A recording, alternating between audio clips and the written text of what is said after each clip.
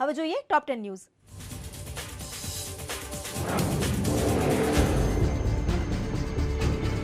અમદાવાદમાં 26 જુલાઈ 2008ના થયેલ serial blast કેસનો 14 વર્ષે ચુકાદો જાહેર થયો। કુલ 77માંથી 49 આરોપીઓને દોષિત જાહેર કરાયા તો 28 આરોપીને નિર્દોષ જાહેર કરાયા। આવતીકાલે તમામ દોષિતોની સજાનું એલાન કરાશે। ત્રાસવાદી કૃત્ય બદલ દેશમાં કદાચ પહેલીવાર એક સાથે 49 આરોપીને દોષિત જાહેર કરાયા। 26 જુલાઈ 2008ના રોજ અમદાવાદ શહેરના 20 જેટલા વિસ્તારમાં 21 સિરિયલ બોમ્બ વિસ્ફોટ થયા હતા, જેમાં 56 લોકોના મૃત્યુ અને 200થી વધુ લોકો ઈજાગ્રસ્ત થયા હતા। આ કેસમાં અમદાવાદમાં 20 અને સુરતમાં 15 એફઆઈઆર નોંધાઈ, જ્યારે પ્રાથમિક તપાસમાં કુલ 99 આતંકવાદીને આરોપી ગણાવાયા, જે પૈકી 82 જેટલા શખ્સની ધરપકડ કરાઈ હતી, જ્યારે હજી પણ 8 આરોપી ફરાર છે। આતંકીઓએ અમદાવાદ શહેરના પૂર્વ વિસ્તારમાં બોમ્બ મૂક્યા હતા। ટિફિનમાં બોમ્બ મૂકી ચોરી કરેલ સાયકલમાં ફિટ કરાયા હતા, તો સિવિલ અને એલજી હોસ્પિટલમાં ગાડીમાં બોમ્બ ફિટ કરવામાં આવ્યા હતા। 26 જુલાઈ 2008ના રોજ બનેલો અને અમદાવાદ શહેરમાં સિરિયલ બ્લાસ્ટ થયેલા કુલ 23 જગ્યાઓ ઉપર બોમ્બ મૂકવામાં આવેલ હતા અને થોડાક દિવસોમાં 15 ઓગસ્ટ 2008ના રોજ આ ગુનો ડિટેક્ટ કરી એમાં 11 આરોપીઓની ધરપકડ જે તે વખતે કરી લેવામાં આવેલ હતી।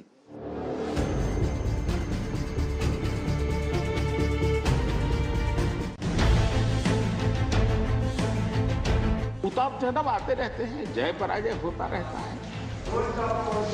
उससे छाई हुई व्यक्तिगत जीवन की निराशा कम से कम देश पर नहीं थोपनी चाहिए। 2013 तक के जो दुर्दशा में गुजारा और 14 में अचानक देश की जनता ने जो रोशनी की, उसमें जो आंखें किसी की चली गई उनको पुराने दिन ही दिखते हैं।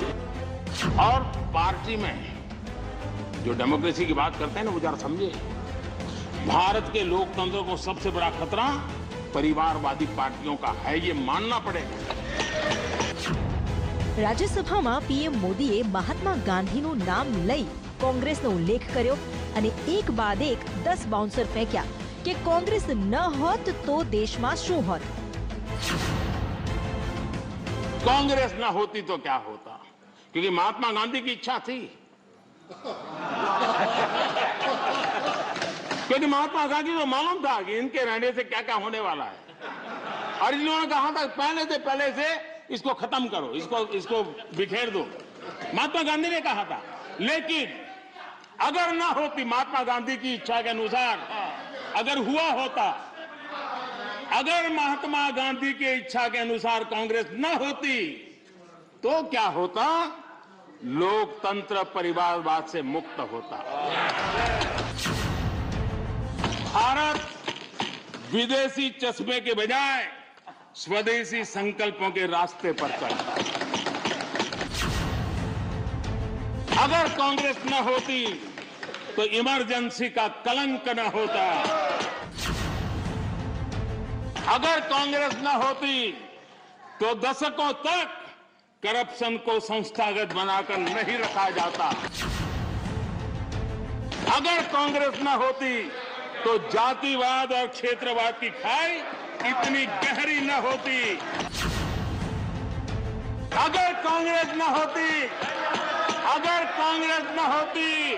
तो सिखों का नरसंहार न होता, सिखों का नरसंहार न होता। सालों साल पंजाब आतंकी आग में न जलता। अगर कांग्रेस न होती तो कश्मीर के पंडितों को कश्मीर छोड़ने की नौबत न आती। अगर कांग्रेस न होती तो बेटियों को तंदूर में जलाने की घटनाएं न होती। अगर कांग्रेस न होती तो देश के सामान्य मानवी को घर, सड़क, बिजली, पानी, शौचालय, मूल सुविधाओं के लिए उसके लिए सालों तक इंतजार न करना पड़ता। આમ તો પ્રધાનમંત્રી મોદી ગઈકાલથી કોંગ્રેસ પર આક્રમક છે, પણ આજે તો પીએમ મોદીએ કોંગ્રેસના રાજનો ઉલ્લેખ કરી 1984ના સિખ દંગાની યાદ અપાવી અને આડકતરી રીતે પંજાબના મતદારોને એક સંદેશો આપવાની કોશિશ કરી। अगर कांग्रेस न होती तो सिखों का नरसंहार न होता, सिखों का नरसंहार न होता। सालों साल पंजाब आतंकी आग में न जलता। પીએમ મોદીએ રાજ્યસભામાં કોંગ્રેસ પર એક બાદ એક બાઉન્સર ફેંક્યા, પણ તે પહેલા જ કોંગ્રેસના સાંસદોએ સંસદમાંથી વોકઆઉટ કર્યું।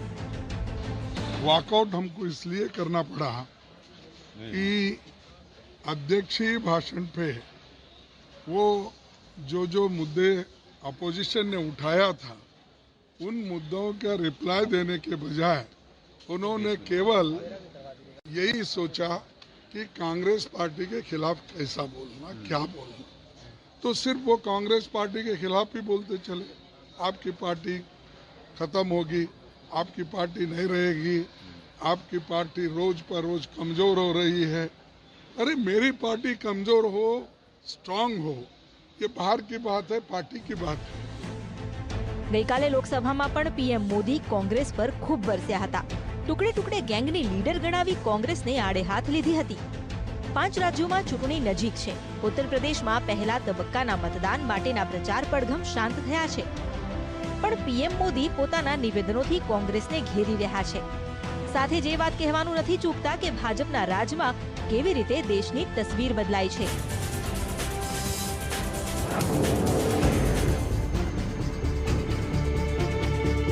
ગઈકાલે લોકસભામાં 100 મિનિટના ભાષણ દરમિયાન પીએમ મોદીએ કોરોનાના કાળમાં મજૂરોના પલાયનનો જે મુદ્દો ઉઠાવ્યો હતો તેના પર બે રાજ્યના મુખ્યમંત્રી વચ્ચે ટ્વિટર વોર સર્જાયું। સૌથી પહેલા એ સાંભળો કે આખરે પીએમ મોદીએ લોકસભામાં શું કહ્યું હતું। और माननीय अध्यक्ष जी, उस समय दिल्ली में ऐसी सरकार थी जो है, उस सरकार ने तो जीप पर माइक बांध करके दिल्ली की झुग्गी झोपड़ी में गाड़ी घुमा करके लोगों को कहा संकट बड़ा है, भागो, गांव जाओ, घर जाओ, और दिल्ली से जाने के लिए बसें दी, आधे रास्ते छोड़ दिया और श्रमिकों को लिए अनेक मुसीबतें पैदा की। और उसका कारण हुआ कि यूपी में, उत्तराखंड में, पंजाब में जिस कोरोना की इतनी गति नहीं थी, इतनी तीव्रता नहीं थी, इस पाप के कारण कोरोना ने वहां भी अपनी लपेट में ले लिया। લોકસભામાં પીએમ મોદીના આ નિવેદન બાદ શરૂઆત દિલ્હીના મુખ્યમંત્રી અરવિંદ કેજરીવાલે કરી। તેમણે ટ્વીટ કરી લખ્યું, પ્રધાનમંત્રીનું નિવેદન એક જુઠ્ઠાણું છે, લોકોની પીડા પર રાજનીતિ કરવી પ્રધાનમંત્રીને શોભા નથી આપતું। કેજરીવાલના આ ટ્વીટની ગણતરીની મિનિટોમાં ઉત્તર પ્રદેશના મુખ્યમંત્રી યોગી આદિત્યનાથ મેદાનમાં આવ્યા અને તેમણે ટ્વીટથી જ જવાબ આપ્યો અને લખ્યું, સાંભળો કેજરીવાલ, જ્યારે પૂરી માનવતા કોરોનાની પીડા સહન કરી રહી હતી ત્યારે यूपीના કામદારોને દિલ્હી છોડવા મજબૂર કરાયા હતા। નાના બાળકોથી માંડીને મહિલાઓને यूपीની બોર્ડર પર છોડી મુકાયા હતા। યોગીના આ ટ્વીટનો જવાબ કેજરીવાલે રીટ્વીટ વિથ કોમેન્ટથી આપ્યો। કેજરીવાલે પણ લખ્યું, સાંભળો યોગી, તમે તો કંઈ બોલો જ નહીં। જે રીતે ઉત્તર પ્રદેશના લોકોની લાશો નદીમાં વહેતી હતી ત્યારે આ કરોડો રૂપિયા ખર્ચી ટાઈમ્સ મેગેઝિનમાં તમારી જાહેરાત છપાવી રહ્યા હતા। તમારા જેવા નિર્દયી અને ક્રૂર શાસક મેં આજ દિવસ સુધી નથી જોયા। आज योगी जी ने उस बात को फिर से दोहराया है और कहा, प्रधानमंत्री जी ने जो कहा वह घटना को यदि हमारी सरकार नहीं रोकती तो संभवतः इस देश में अराजकता का माहौल होता है। अरविंद केजरीवाल हमेशा ही अराजकतावादी राजनीति के प्रतिनिधित्व हैं। वही काम वो आज पहले जमीन पर कर रहे थे, अब ट्विटर पर कर रहे हैं।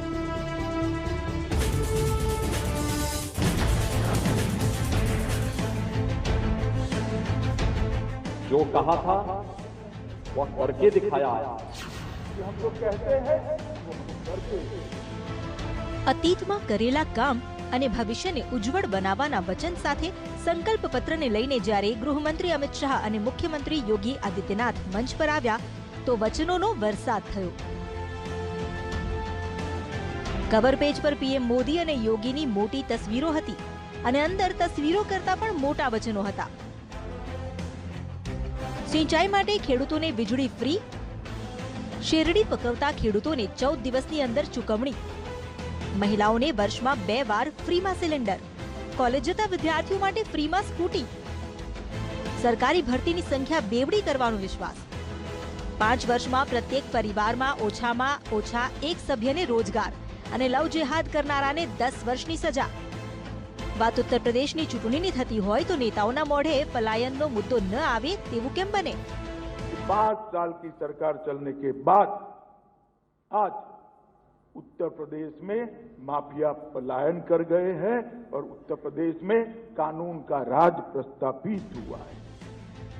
ઉત્તર પ્રદેશમાં ભાજપની સીધી ટક્કર અખિલેશ યાદવ સાથે છે. ભાજપના સંકલ્પ પત્ર પર અખિલેશ યાદવે પલટવાર કરતા કહ્યું, હવે જનતા આ લોકો પર વિશ્વાસ નહીં કરે. आप उनका संकल्प पत्र उठाइए, आप देखिए कितना पूरा किया उन्होंने. और भारतीय जनता पार्टी को आज जब नया संकल्प पत्र ला रहे थे तो पिछले संकल्प पत्र के लिए कम से कम 2 मिनट मौन रखना चाहिए था.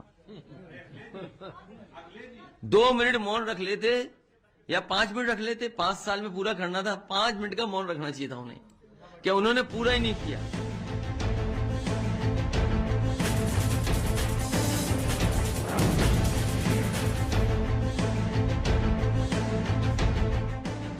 ભાજપના ઘોષણાપત્રોની જાહેરાતની ગણતરીના કલાકોમાં અખિલેશ યાદવે પણ ચૂંટણી ઢંઢેરો જાહેર કર્યો, જેને નામ આપ્યું વચનપત્ર.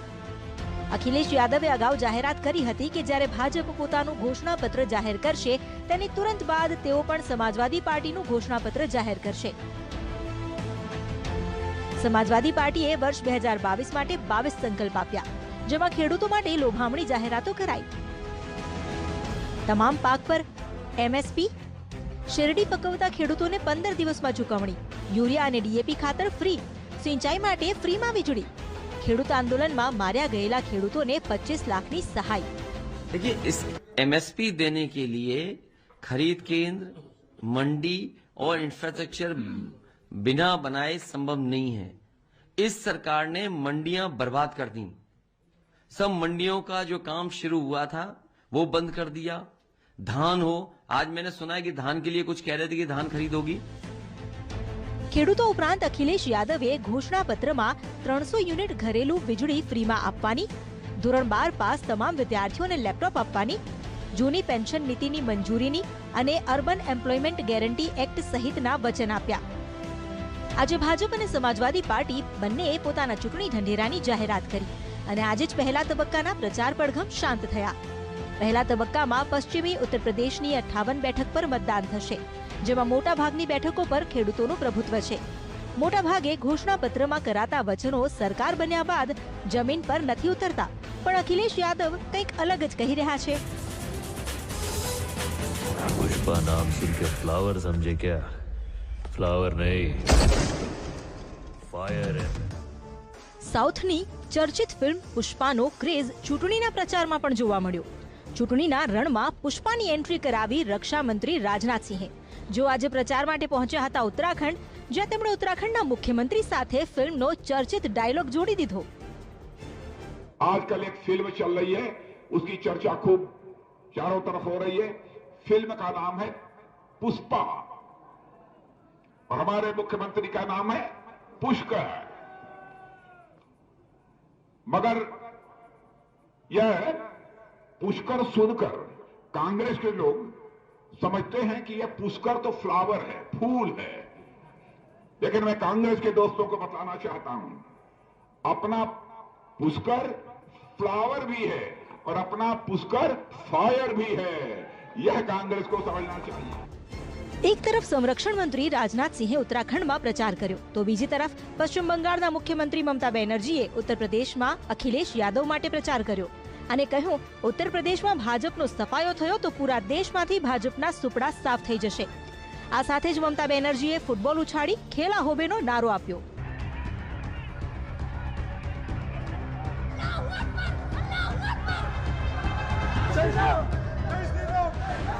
કર્ણાટકમાં હિજાબને લઈને પાછલા 1 મહિનાથી ચાલતો વિવાદ આજે પથ્થરમારામાં પરિણમ્યો. કર્ણાટકના બાગલકોટમાં હિજાબના સમર્થન અને વિરોધ કરતા 2 જૂથ આમને સામને આવી ગયા અને જોત જોતામાં પથ્થરમારો શરૂ થઈ ગયો. જ્યારબાદ ઉશ્કેરાયેલા ટોળાને કાબૂમાં લેવામાં પોલીસ અને પ્રશાસનના પરસેવા છૂટી ગયા.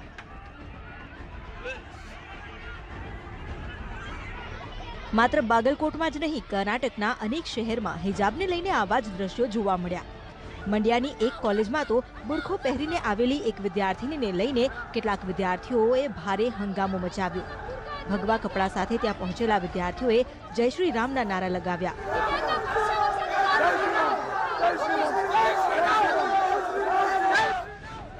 જય શ્રી રામના નારાના જવાબમાં યુવતીઓએ પણ ધાર્મિક નારા લગાવ્યા.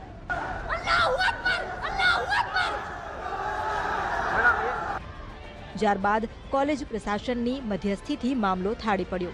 કર્ણાટકના ઉડીપીની મહાત્મા ગાંધી મેમોરિયલ કોલેજમાં પણ હિજાબ અને ભગવા સ્કાર્ફને લઈને જોરદાર હંગામો થયો. ઉડીપીમાં 2 જૂથના ટોળા આમને સામને આવી ગયા. બંને પક્ષોએ એકબીજાના વિરોધમાં નારેબાજી કરી. પણ મુખ્યમંત્રી બસવરાજ બોમ્મઈ હાલ આ વિવાદ પર મૌન ધારણ કરીને બેઠા છે.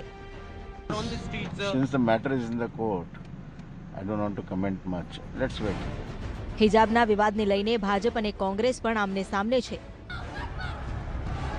समाज में डिवाइड तो पहले ही भारतीय जनता पार्टी ने बहुत कुछ करने की कोशिश की है. अब ये एजुकेशनल इंस्टीट्यूशंस के अंदर इस तरह की बात कर रहे हैं, ये बहुत ही शर्मनाक कोशिश है, कंडेमनेबल है. कुछ लोग देश के माहौल को बिगाड़ना चाहते हैं. अब स्कूलों में अगर नमाज पढ़े बच्चे हिजाब लगाए और कोई कहे मैं हवन करूं, ये समाज का माहौल बिगाड़ने की कोशिश है. ये भारत है, सर्वधर्म समभाव के आधार पर चलेगा, न कि इस्लामिक स्टेट भारत को बनाने की कोशिश करने वालों की मानसिकता हम पूरा नहीं होने.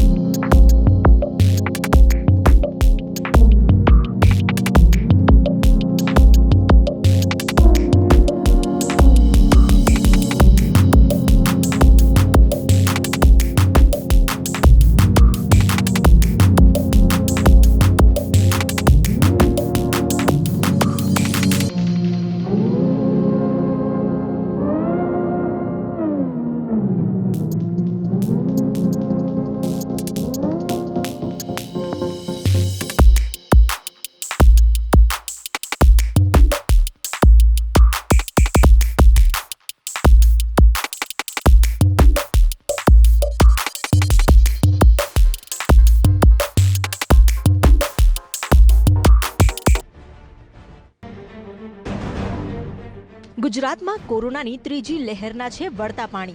સતત ઘટી રહ્યા છે કેસ. ગઈકાલ કરતા આજે 407 કેસ ઓછા નોંધાયા.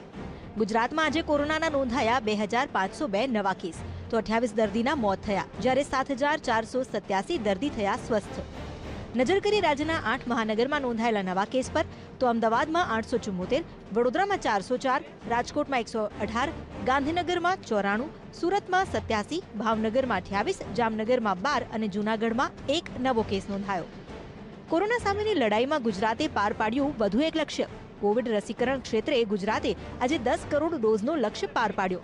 ગત વર્ષે 16 જાન્યુઆરીના શરૂ થઈ હતી રસીકરણની કામગીરી. 1 વર્ષમાં 10 કરોડ ડોઝને પાર પહોંચી.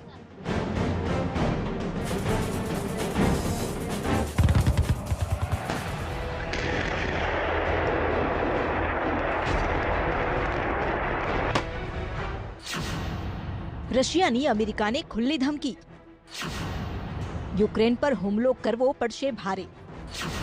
નોર્ડ સ્ટ્રીમ પાઇપલાઇનને રોકશે અમેરિકા. આ તસવીરો દુનિયામાં તેલનું મોટું સંકટ સર્જી શકે છે. યુદ્ધની કગાર પર ઉભેલા યુક્રેનની બોર્ડર પર રશિયાના સૈનિકોની તહેનાતીએ પૂરી દુનિયાની ચિંતા વધારી દીધી છે. બોર્ડર પર 1 લાખ સૈનિકોની તહેનાતી કરી રશિયા યુક્રેનને નાટોમાં સામેલ થવાથી રોકવા માંગે છે. Его преследование как государственного преступника, на мой взгляд, тоже чрезмерная заявка на успех действующего сегодняшнего руководства. Мы готовы таким, как господин Порошенко, предоставить убежище в России. જર્મની ચાન્સેલર ઓલાફ સ્કોલ્જ સાથે મુલાકાત બાદ અમેરિકાના રાષ્ટ્રપતિ જો બાઇડને કડક શબ્દોમાં ચેતવણી આપી કે જો રશિયા યુક્રેન પર હુમલો કરે છે તો તેની સીધી અસર તેમના કારોબારી સંબંધ પર પડશે. If Russia invades, that means tanks or troops crossing the border of Ukraine again. Then there will be no longer a Nord Stream 2.